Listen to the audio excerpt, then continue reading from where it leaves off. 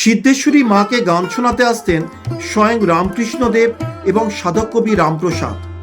উত্তর কলকাতায় কলেজ স্ট্রিটের মোড় থেকে অনতি দূরে বিধান সরণির উপর অবস্থিত এই মন্দিরটি।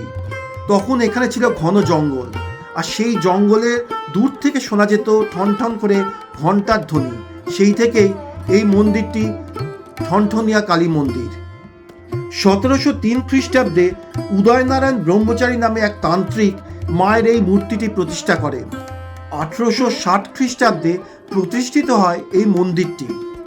এখনও এখানে পূর্ণ তান্ত্রিক রূপে মা পূজিত হন। এই মন্দিরটি খোলার সময় সকাল 6টা থেকে 11টা এবং বিকেল 3টে থেকে 7টা। লোকমতে সবার মনোবাঞ্ছা পূর্ণ করেন, তাই মা এখানে সিদ্ধেশ্বরী। এই কালী পুজোর দিনে মাকে আপনারা দর্শন করুন, মা আপনাদের সব মনোবাঞ্ছা পূর্ণ করবেন।